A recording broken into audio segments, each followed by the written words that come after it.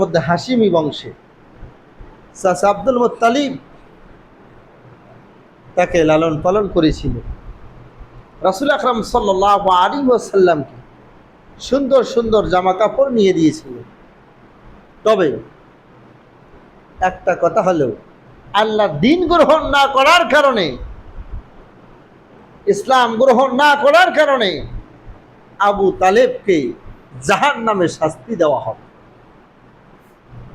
সর্বনিম্ন যে শাস্তিটা দেওয়া হবে, ইবনে হিশামে উল্লেখ পাওয়া যায়, তাকে আগুনের জুতা পরানো হবে। আর এই আগুনের জুতা পরার কারণে আবু তালেবের পা থেকে এত ফিঙ্কি দিয়ে আগুন উঠতে থাকবে, উঠতে উঠতে মাথার মগজ পর্যন্ত গলে হাসরের মাঠে পড়তে থাকবে। কারণ কি? একটাই হলো, কালিমা গ্রহণ না করা, লা ইলাহা ইল্লাল্লাহু মুহাম্মাদুর রাসূলুল্লাহ। আমি সাক্ষ্য দিচ্ছি যে আল্লাহ ছাড়া কোনো মাবুদ নাই, তিনি একক এবং অদ্বিতীয়, আল্লাহ ছাড়া আর কোনো উপাসনা নাই। আর মুহাম্মদুর রাসূলুল্লাহ সাল্লাল্লাহু আলাইহি ওয়াসাল্লাম আল্লাহর প্রিয় বান্দা ও রাসূল হিসাবে পৃথিবীতে আগমন করেছে। তার অনুকরণ করাটাই এটা আমার আপনার জন্য দরকার। চিল্লা বলুন আল্লাহু আকবার। তাহলে বোঝা যাচ্ছে, কালিমা গ্রহণ না করার কারণে খাওয়া দাওয়া, উঠা বসা, লেনদেন যা কিছু আছে সব করেছিল আবু তালেব।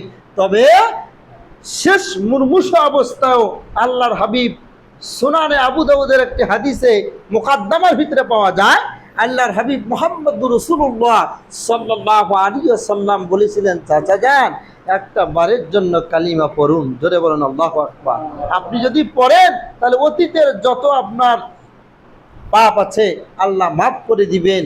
কারণ আপনি চাচ্ছেন, আপনার ক্ষমতাটা চাচ্ছেন, আইয়ামত যুগ জাহিলি অন্ধকার আসন্নের ভিতরে যে আপনার সঙ্গী সাথী ছিল, যারা আপনার সাথে উঠা বসা করেছিল, আপনার সম্মানের ক্ষতি হবে, আপনার সম্মান থেকে আপনি বঞ্চিত হয়ে যাবেন, বন্ধু বান্ধবের কাছ থেকে আলাদা হয়ে যাবেন, পূর্বের ধর্ম থেকে আলাদা হয়ে যাবেন।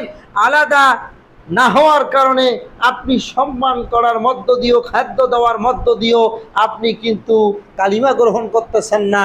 শেষ মুহূর্তে করলো, আল্লাহ তোমারে মাফ করে দিবে। হযরতে